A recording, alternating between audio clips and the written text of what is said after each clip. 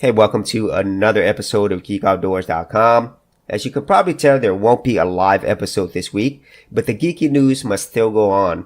And so the two things we're going to be talking about today is first, how Apple is basically stealing Google's AI, and secondly, how Red Hat just recently turned 25 years old.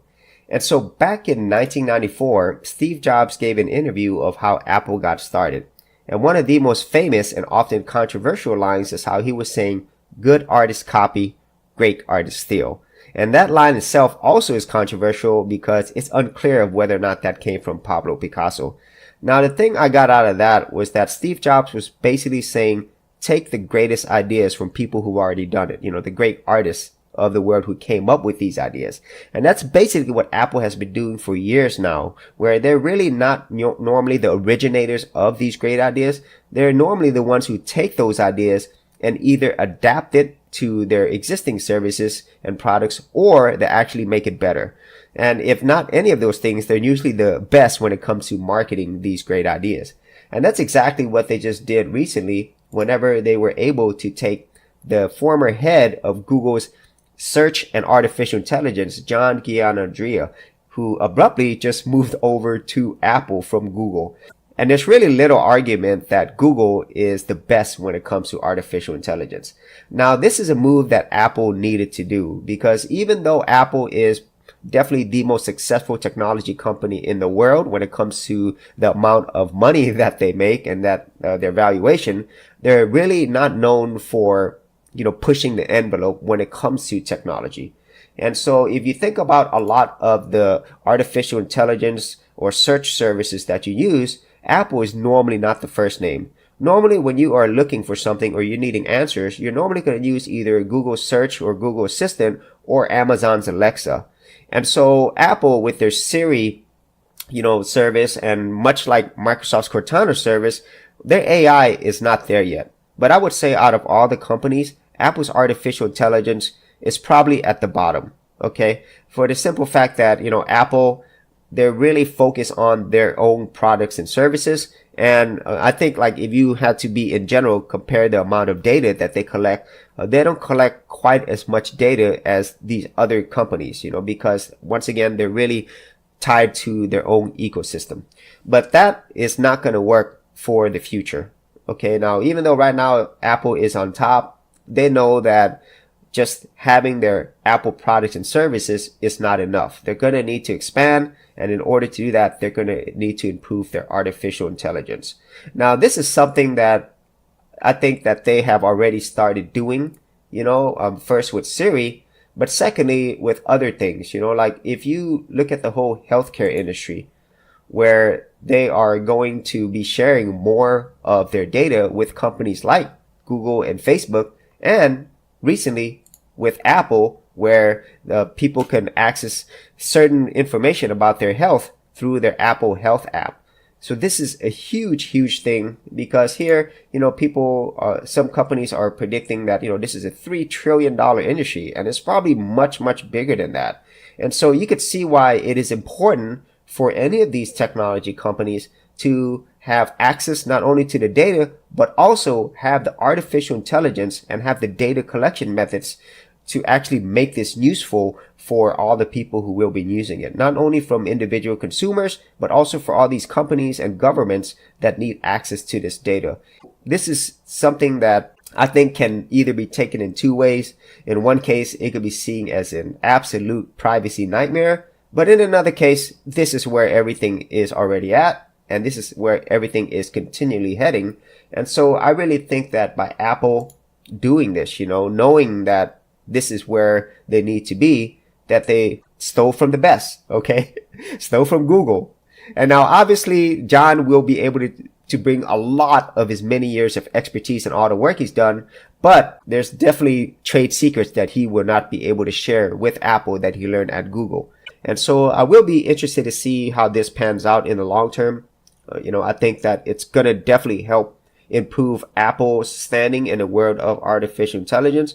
And it'll also make them more competitive in the long term beyond just their Apple iPhones, iPads, whatever other devices that they have currently. Because who knows in the future, Apple might not be the top company when it comes to just simply selling their products, and that really is something that I think everybody is acutely aware of, that, things such as hardware, they come and go. Okay. But where everything is really important for people now is actually all the services that they use specifically on the internet and the cloud, which leads me to Red Hat Linux. And so Red Hat Linux recently celebrated their 25 years of being Red Hat Linux. This is their birthday. And so Red Hat Linux, if you look at their blog, there's 25 things you should know about Red Hat. And they were actually founded in March 26, 1993. And if you actually look at their whole history, it's been a pretty amazing ride. And I really credit Red Hat Linux and companies like Ubuntu for really bringing Linux beyond just, for people who are geeky and beyond just nerds. They really made it a viable solution business-wise to many, many different companies. And not only that, they really contributed so much to not only the Linux community and the open source community, but just the world at large. Because, as anybody who knows Linux knows, that Linux is used everywhere. It's done so much for the world. And the primary place that it's had the biggest impact is on server-side technology. And that's where Red Hat, seeing these things early on in the internet age, they saw that that's really where things were heading. They were heading towards the internet. And that is something that I think that maybe us as Linux users, sometimes we forget about the whole business side of it, that, in order for you to remain viable, you have to make money, you have to have a business around it. And that's why what Red Hat has been able to do, along with Ubuntu, them two being the most successful Linux companies, and I would argue one of the most successful open source companies out there, that's what they realized. Because at the beginning, it was all about replacing Windows with Linux, or IBM services, and that's what I think a lot of Linux desktop users still believe, that it is, Linux is basically about replacing Windows, Apple, but that's simply not the case. Okay.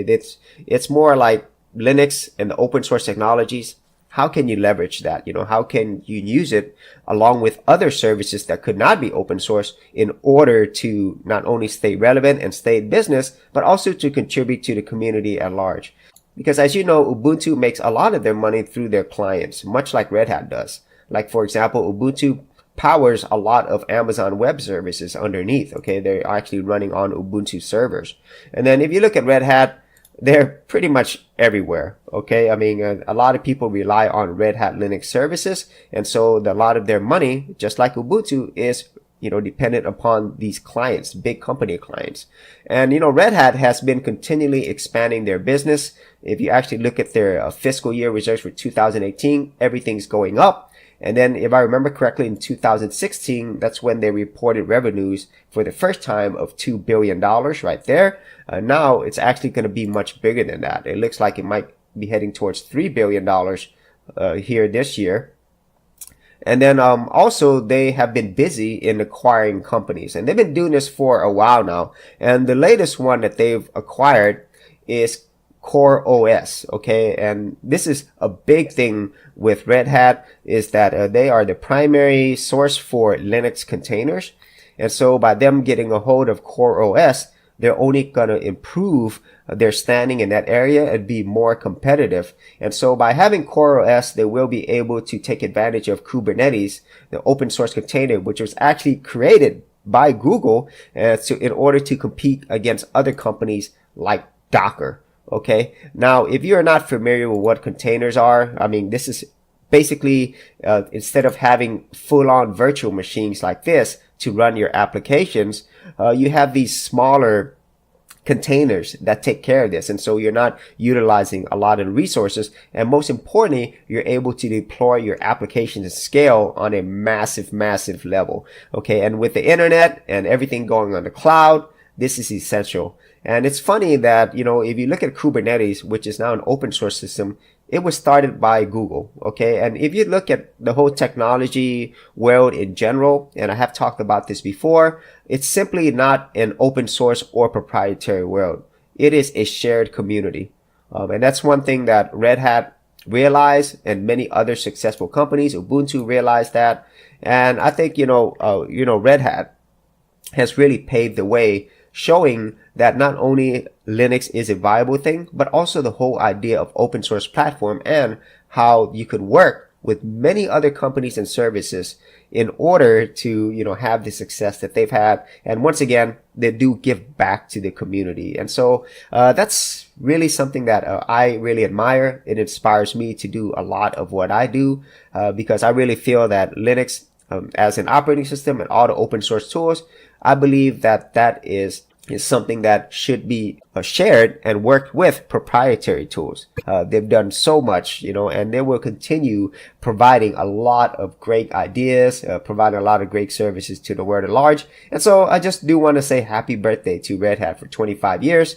And I'm pretty sure they'll be around for 25 more. And so that is it for this particular episode. If you had any thoughts on anything I've talked about today, whether it is Apple improving their AI services by stealing Google's ideas, or by Red Hat recently turning 25 and all the contributions that they've made to the entire open source community, be sure to leave that in the comments area below. And as always, if you did get value out of these videos, be sure to subscribe. And if you wanted to support my channel further, you could do that at patreon.com/Geek Outdoors. Thanks for checking out this episode. And as always, if you like these videos, be sure to click on the subscribe button. And for full written content, audio content, and additional geek stuff, head over to geekoutdoors.com, and I'll see you outdoors on the very next episode.